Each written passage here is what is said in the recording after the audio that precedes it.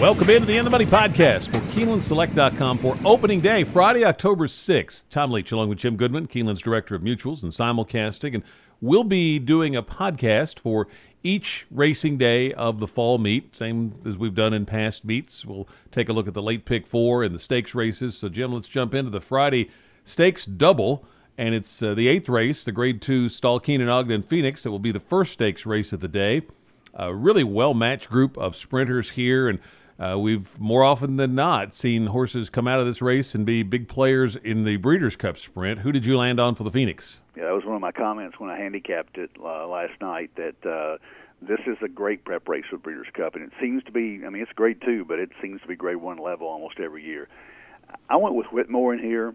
I kind of threw out the last race, the DeFrancis Dash at Laurel. He only had four horses in there, and he didn't really have a shot. When you're a four-horse field and five-horse field, you don't get the pace to run to, and he's got to have some pace.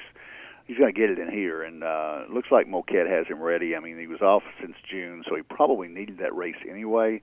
I think it sets up very well for him. Drawn outside the 11 hole is not ideal. You'd like to see him in the 7 or 8, but I think he's good enough to overcome that, especially if a couple of these horses go for the lead like I think they will. Limousine Liberal, the 5-horse, obviously loves Keeneland. Lost this race by nose to AP Indian last year.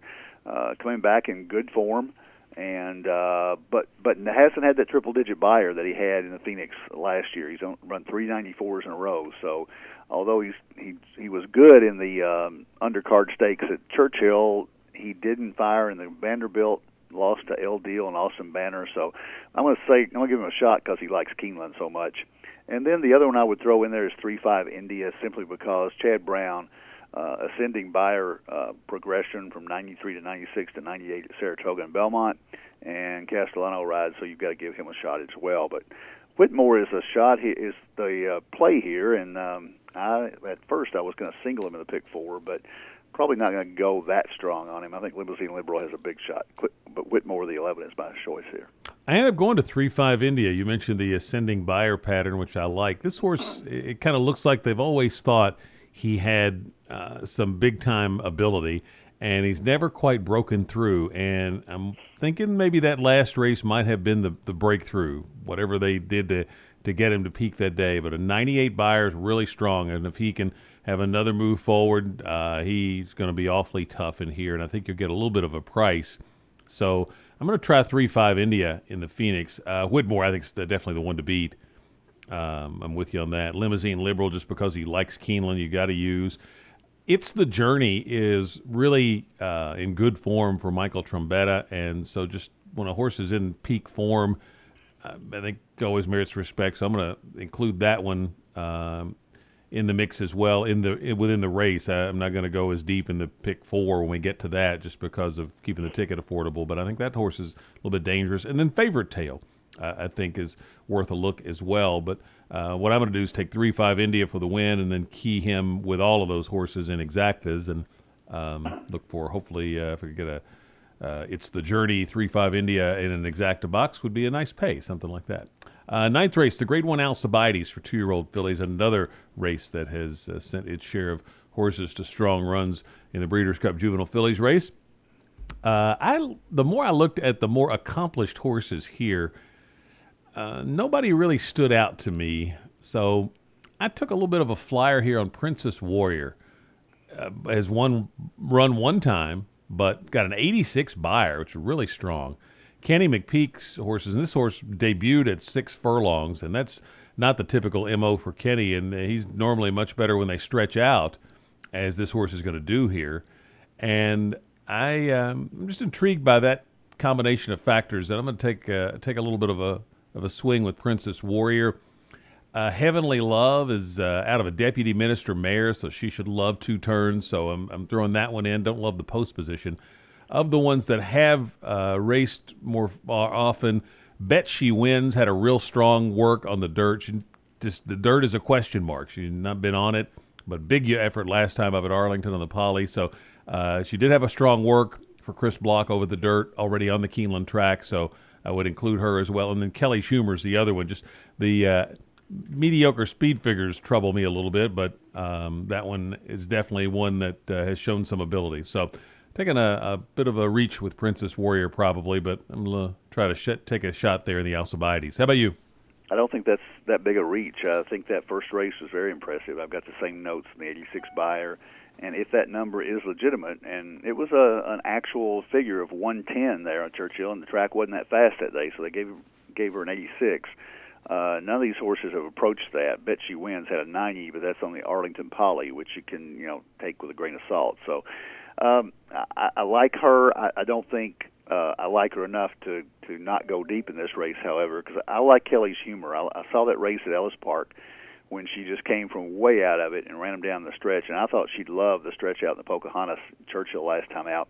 She was far back, got shuffled back in a 12-horse field. She was in the 12 hole.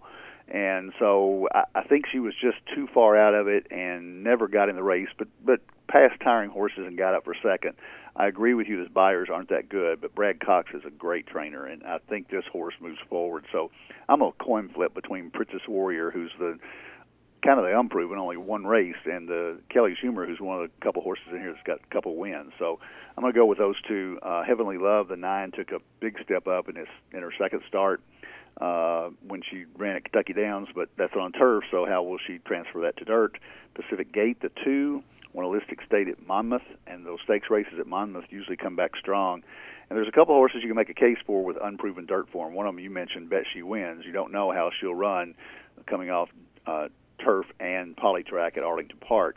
And Sassy Sienna on the outside for Brad Cox with 2 turf starts, and the second one at Saratoga, and now he brings her back in a dirt Grade 1 stakes, which is a huge step up, but he doesn't run them for fun. So those two in the underneath in the tries, but Princess Warrior would be my very, very thin win pick. Kelly's Humor close to her, and if I get a price on Kelly's Humor, I would take her.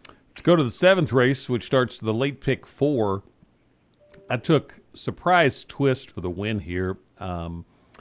Beach Patrol's a horse lately that's been a good example of a jockey change being the tonic, because they put a strong finisher in Rosario on a horse that had trouble finishing, and it's worked out well. Surprise Twist, they're putting Le Peru on. He and Arnaud Delacour, pretty potent combo over the years, especially here at Keeneland. And I think this horse was ranked last time. Le Peru rides this turf course exceptionally well. I think he's a good fit, a rider who can get Surprise Twist to relax a little bit more.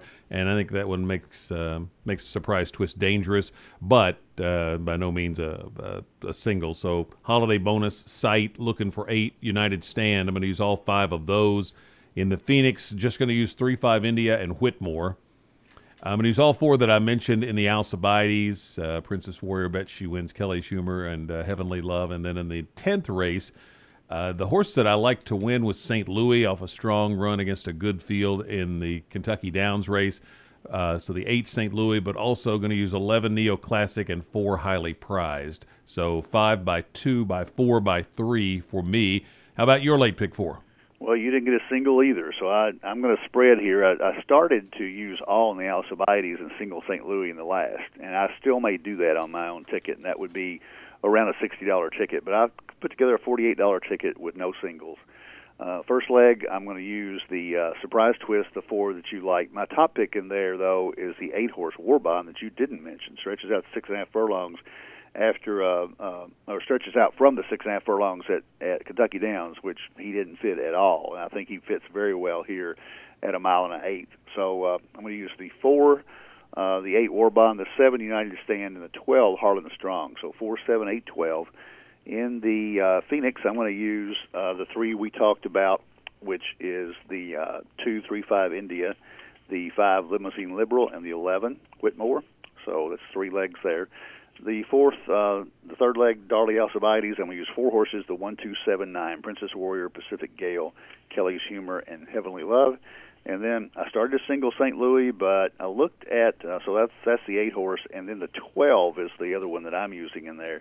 Patrick's Day intrigues me a little bit with that run at Kentucky Downs last time out, getting him ready for this. And if you go back to the last race at Keeneland on April 27th, at 1.5 miles, 91 buyer, and got beat by a nose by Hunter O'Reilly, who came back and won a couple of stakes races. So I think Patrick's Day is a sleeper in there.